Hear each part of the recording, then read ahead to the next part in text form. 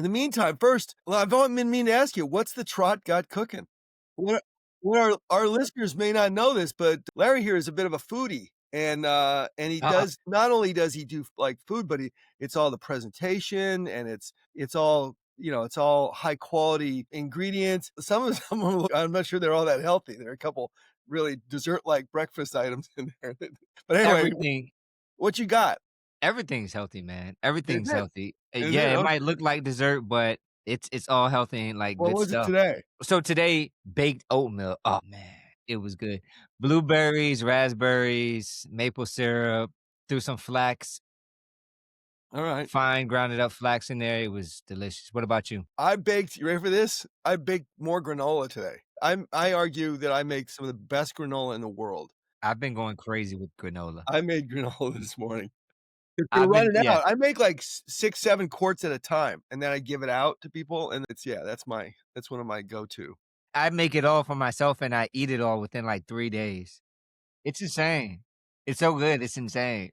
So our topic today, well, if Marcus is able to free himself up, is to talk about health tech and AI and moving fast. And before we started the show, we were chatting about moving fast and how things were breaking, and how it's easy to break things was when you move fast. Healthcare doesn't tend to want to move fast because when you break things, the adverse effects are more than just money, right? So you had a specific example. You want to go into it? Which example? Well, the Well, OpenAI and whatever it was, Medita Med Medtrix or Metapixel, that was more on the breach side of things. It yeah, wasn't necessarily about moving fast because Metapixel, I'm dying to know the name now.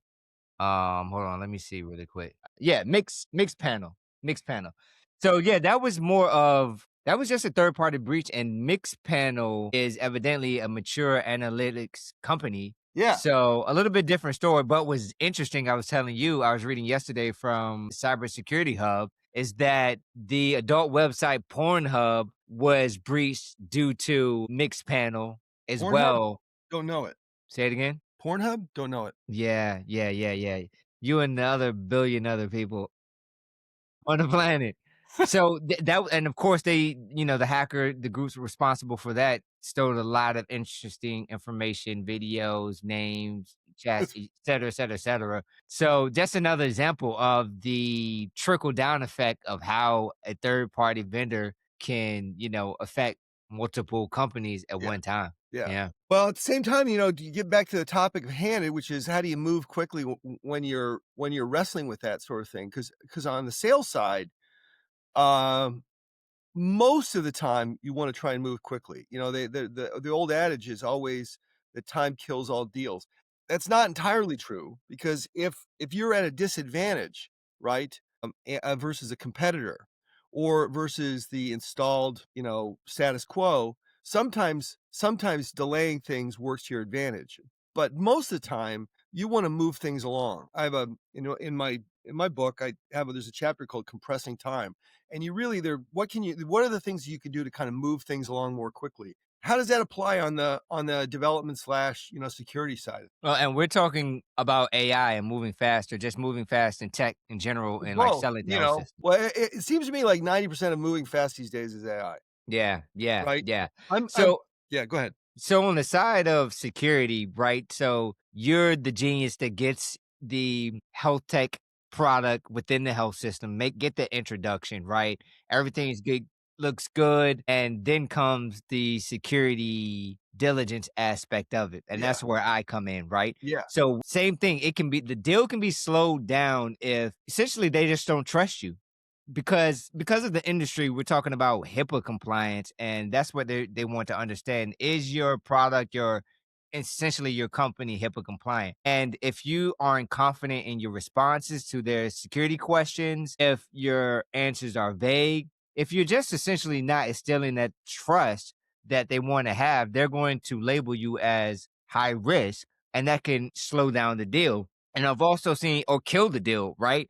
And for I've sure. also seen instances where if you don't have something, they'll say, well, you need to have this done by XYZ date, and that'll be established in the contract.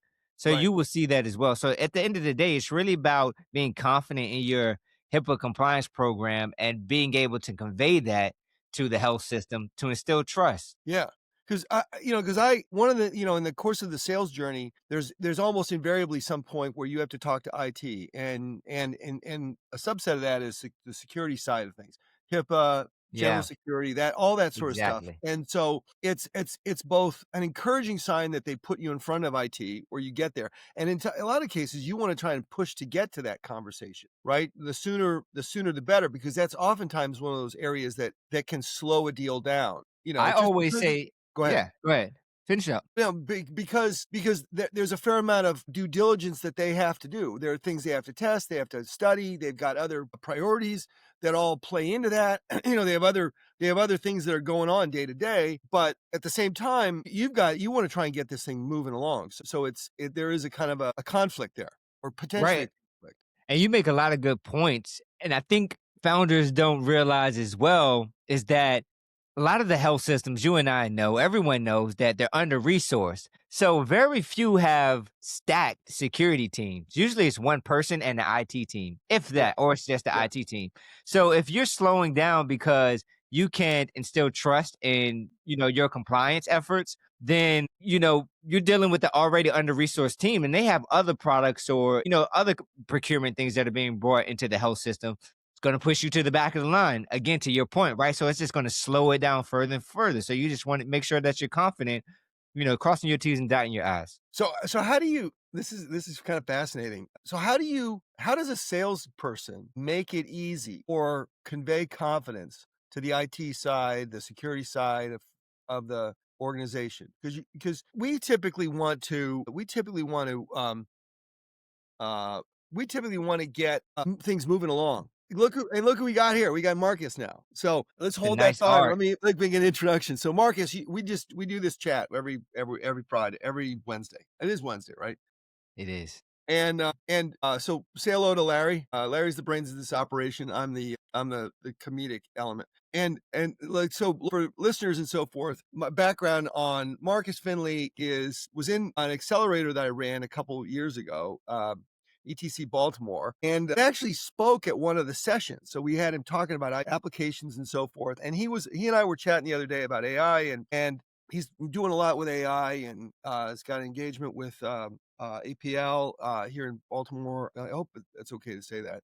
And so I thought it'd be kind of fun to have him on to talk about how to move quickly in AI. We were talking about that before you joined, Marcus. So tell a little bit about your background and what you do, and then we'll get into one of the apps that you were working on, and the pros and cons of being in the AI development Yeah, space. yeah. So I've been in technology for probably almost 15, almost 20 years now, from digital strategy, digital transformation, to then about 6, 7 years ago, getting into specifically AI, conversational AI, machine learning, with an engagement with a company in the UK where we were implementing conversational AI at the commercial real estate level and kind of facility management and being able to use conversational AI for meeting room booking and meeting rooms across large campuses. And then that turned into working across a number of different engagements from AI therapy to AI for medical documentation for therapy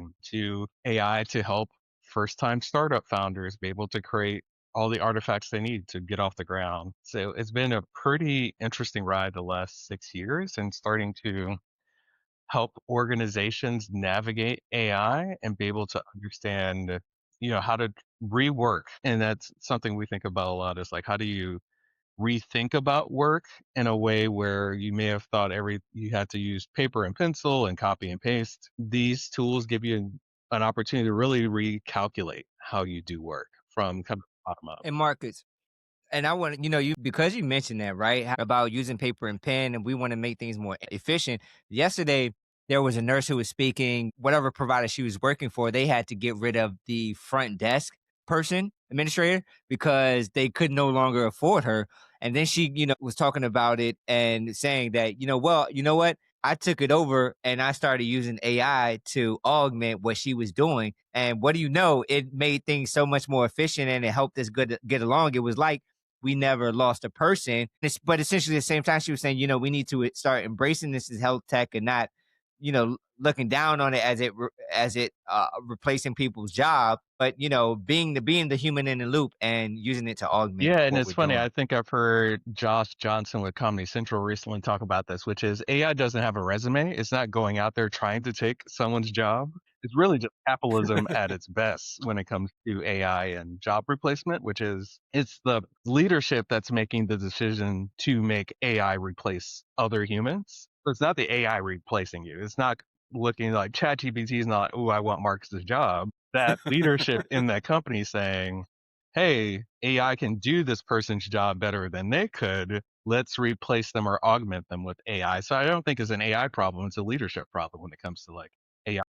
And you Unless you're Marcus. And it's the same thing. I mean, we've seen this story again. I always liken it to the internet, right? Once it started booming, it provided global commerce, and companies could connect with people all over the world. But you had people who were, didn't want to jump on the ship. And even today, some industries, people still don't want to, change their or adopt a digital footprint.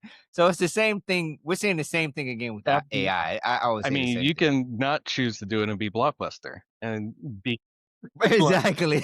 you Yeah, like that's we could right. have Love maybe we could Blockbuster though, by the way. anything when there was a opportunity to, and that's kind of is there's telephones, mobile phones, television, radio. AI is just the next frontier of just human evolution and just how we evolve and do work. And it's just, yeah, you can't just choose to opt out of it. It's like choosing to opt out of TV and radio and mobile phones.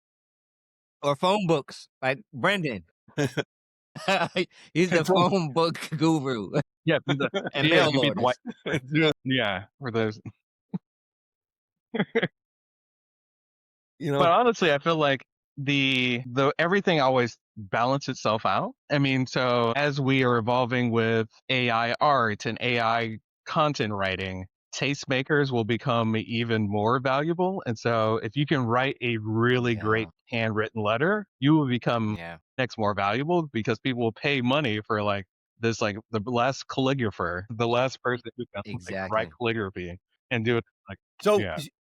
you were telling me the other day about you were working on a health tech solution, and you were off to the races with it, and then it sort of fizzled out. Can you kind of walk us through that? Because I think from a health tech standpoint, it's a really good cautionary tale in the sense that it kind of tells you like what we're up against and how some of the things you have to Yeah, think I would about. I say thought about that like a was year and a useful. half ago, I started partnering on a project to do like therapy note AI documentation. And the window for opportunities in the AI space are so small that if you drag your feet 6 to 12 months, you miss the window. And are you saying that because companies are sprouting up so fast? Is I that think the it's a little bit of reason behind it? what's different about AI, which is there's the incumbents have an opportunity to still keep up. And so like a lot of times like the internet, you have Blockbuster who was not really ready for the internet. And so new people came in, were able to move more quickly.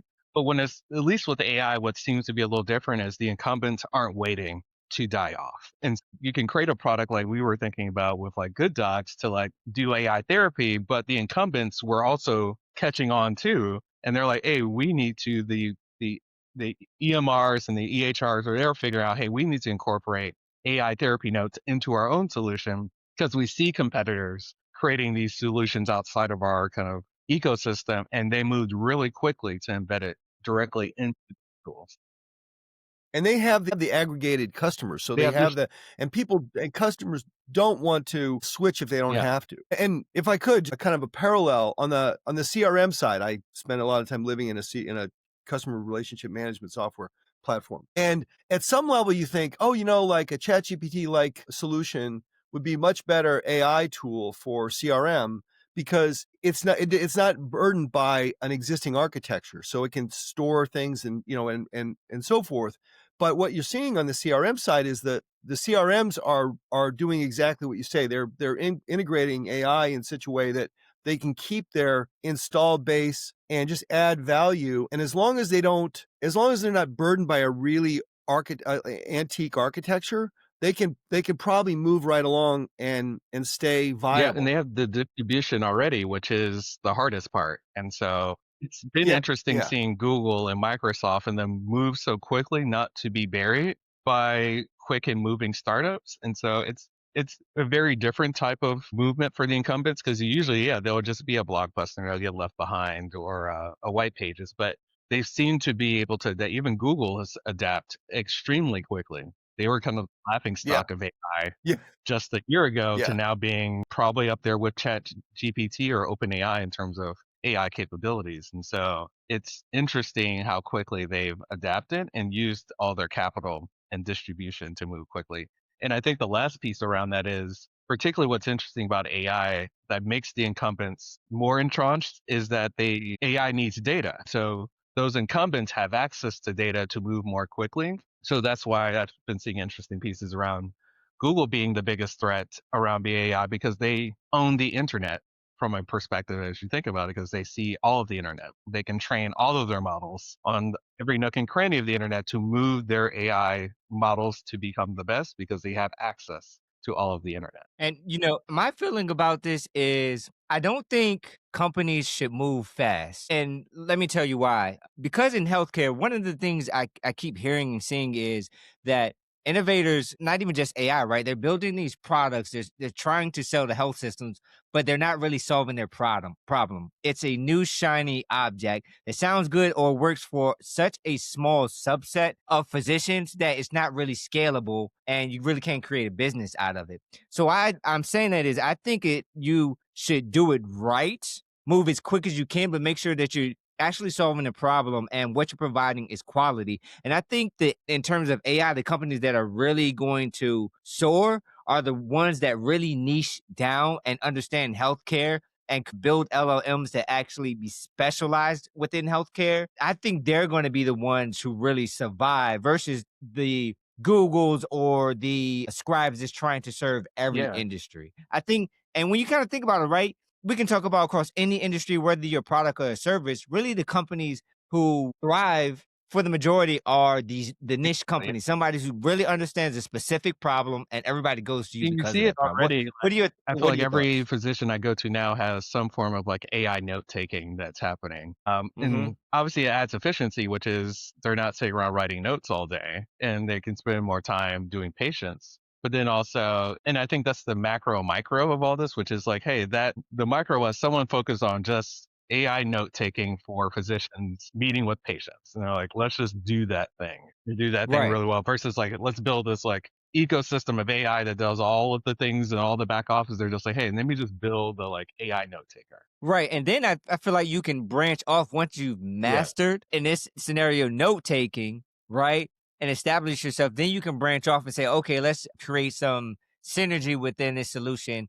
What else back office exactly. tools Yeah. can we develop? Because we've already got a customer base. I think this is an interesting. I don't know if I disagree with you folks or I'm in agreement, but from a sales standpoint, I'm a big fan of like on the sales side, trying to move quickly inside an account, inside of accounts and with being responsive. But at the same time, I think what this lends you to do is, hey, get inside, talk to an account and say, do this as a pilot, but move quickly. And then put very, very specific boundaries on it so that they can test and move quickly and examine the technology and get your foot in the door and get some sort of a value proposition and get some sort of return on investment, value returned results from that effort. And so, and then figure out a way to, while you're architecting that pilot and executing on that pilot, figure out how to roll it out more broadly. But to me, it's almost foolish for health systems and health plans not to be doing lots of different things with AI, but how they do it, how they constrain it, how they test it in some way. They should literally, I was working with Techstars and there was one of the companies, Lucor's doing fraud and abuse. And they definitely should, like health plans should be doing something with fraud and abuse and figuring out a way to make it more efficient so they can, they can stay on top of these things, but do so in a way that's very kind of siloed, at least in the beginning. But they ought to be doing Well, those sorts of absolutely. It things. should definitely be a crawl, walk, run kind of Yeah, mentality when it comes to AI, just yeah. because you'll see all the reports from McKinsey and all the kind of the leaders in consulting reporting on just the ROI around AI engagements and investments. And then it is kind of a mixed bag because people are just buying things and just throwing it into enterprises without training, upskilling, change. Yeah, none Security. of it. They're just kind of like, because there's really great salespeople out there selling AI stuff, but Yeah. they don't Yeah. think about Branding. the kind of cogs of, all right, cool, we buy the thing, but now we need to train people on how to use it. We need to have a strategy on how we embed this in teams. We need to go through change management of how we introduce a new technology. You just can't just buy the thing and just be like, good luck with an AI tool. It's a leadership problem, and it's a flaw in the whole procurement Yes. process, right? And that's all I really wanted to say. Go ahead, Yeah, Brendan. well, I was gonna say that a good salespeople, I think, introduce all those things. They actually kind of bring that to the forefront, and that is, hey, here are all the things you need to think about. And I mean, you're creating a problem in the sense that you're saying, oh, there are I agree. all these obstacles. But if you're the salesperson talking about it, then you're thinking much more like a business partner than you are a salesperson. And if you know ahead of time that these things are things you have to confront, and they're not a surprise. And it also sort of it makes your customer look smarter inside the organization that they're thinking these things through ahead of time. But I, Yeah. yeah, Marcus, so can you spend a couple minutes and just kind of map through your failed health yeah, tech? I think, yeah, Can for you? that one, and I think the reason why when we were talking about it, it failed. It's just there is still a window of time to, Yeah, if you're a yeah, startup or a company looking to leverage AI to create some revenue, is that incumbents are moving really fast. You're not the only one seeing the niche opportunity. And so there is a need for speed if you're looking to build a unique product in a unique space, that it can't take 2 years to develop and get to market.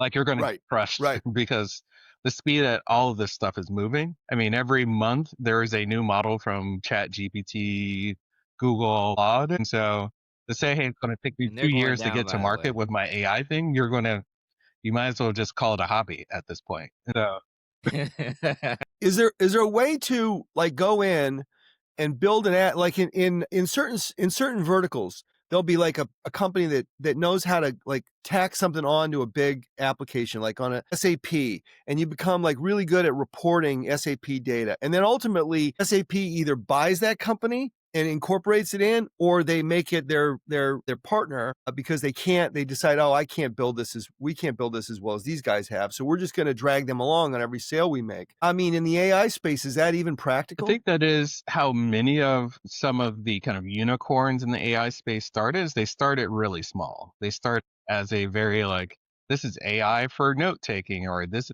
AI for people who want to write books. They start small, they grow, and they become platforms, but they start off as a kind of single use tool and then evolve with customers into, even like 11 Labs is a good example of this. They're the AI tool that allows you to like type in text and it generates audio. You can clone your own voice. They literally started out as just typing or speech, or text to speech was their thing. They only did text to speech. But now they just released, I think about a week ago, their own platform where you can create sound effects. You can clone your voice. You can add video. So they've become a platform, from becoming a tool to a platform in probably 2 years, and create a huge market share there. But I think that's where, if you're looking at where do you start? You start really small. You start extremely small, build an audience, build a customer base, and you evolve into a platform. But don't start at a platform, Yeah. because the time it takes you to get to platform, you're going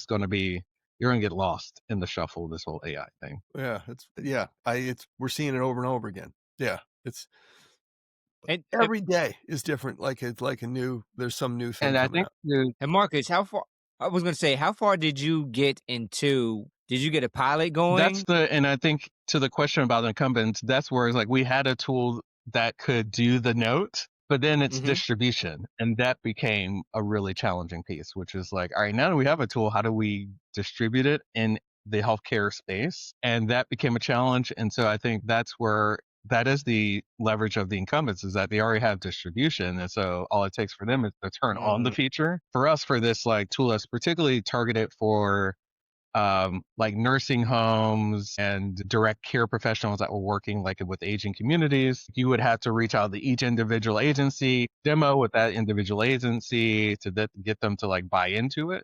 Where if you are an incumbent that was like EHR or some other tool, you're just like, hey, I have this AI note taker that makes it easy to generate the notes. Just turn it on for an extra $20 a month. It's a much easier Right. thing versus like coming in from the outside.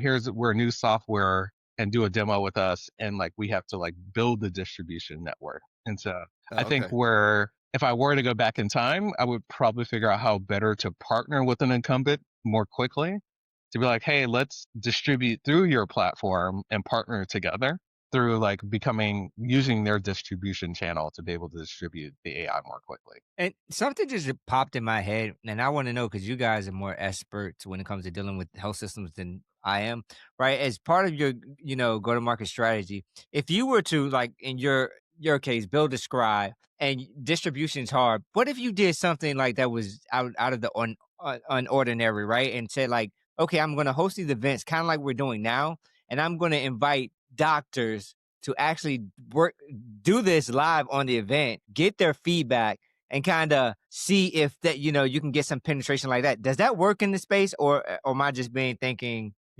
crazy? I think With note takers, you're seeing a lot of PHI, I'm guessing, I think right? that Well, no. So just like testing, like we're doing right now, just talking and testing because I see what you mean, yeah. versus we're just trying to see if the accuracy. That's the biggest challenge I hear, in spaces that they're not being yeah, and accurate. I think But yeah, from that it perspective, was interesting. I think that works well for like B2C. I think healthcare is more challenging because of the kind of regulatory side of it, as well as the how sales are done in healthcare is a little different. I feel like in other sectors, but Brittany, you're probably the better expert here. But I think it does make it more challenging to just be like, hey, let's go live or let's do like organic marketing to kind of drive growth. and not using an actual like they're not at the health system actually working on somebody. Like we have Yeah. this hypothetical patient.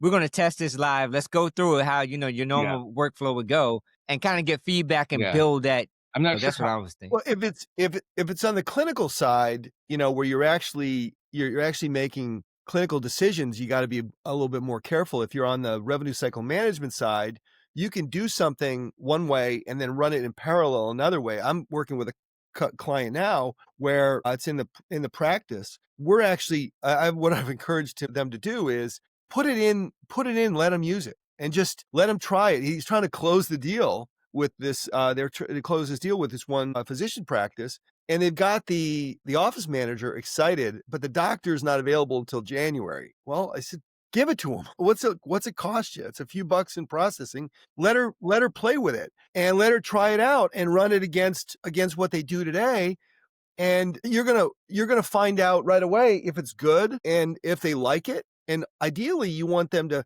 find out that they like it. But if they find out, "Oh, this doesn't work, or I find this confusing," if you can find that early on, you can fix it Right. before he has the meeting with the doctor. And so I think, man, just a huge fan of getting something mocked up and in front of people so they MVP, can. right? Yeah, so they can see it. Yeah, it doesn't even have to work. It Right. could be just a series of screenshots and say, "Hey, this is how this works. What's wrong with this?" People love to shit on other people's ideas, especially if you invite them to, right? "What's wrong with this? I know this sucks. Tell me how it sucks," right? And if you give them that like, "Oh, I'd really like to do it this way," they feel like some sense of ownership.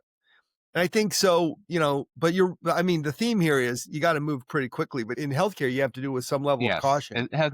So how do how Yeah.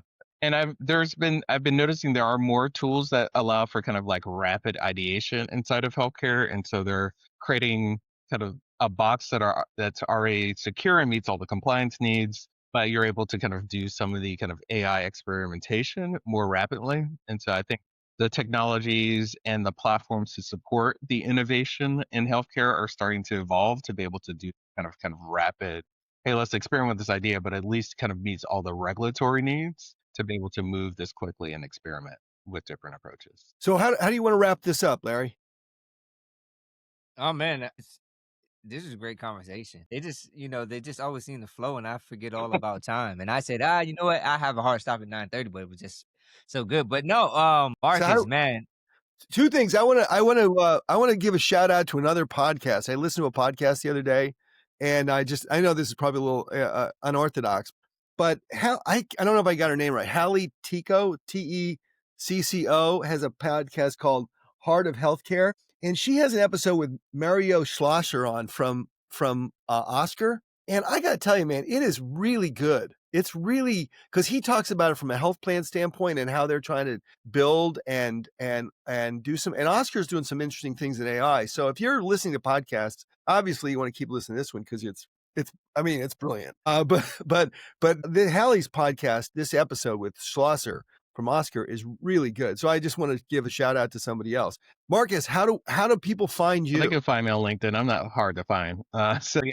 Really? You got like you're they can find Oh you, but yeah. like you're Oh, not yeah. on LinkedIn, Speaking of man. experimentation, that was why, because LinkedIn banned me years, or because of all my like LinkedIn experimentation with AI. Like I start from scratch. Because you're like barely on I probably LinkedIn, should, man. like, Are yeah, you I really? probably shouldn't say that too loud because LinkedIn's probably listening. But yeah, they banned me because of all my like LinkedIn automation experiment. So you're back? Are you I'm back on back, but LinkedIn yeah, now? it's like a slow crawl to Yeah. like be visible again on LinkedIn.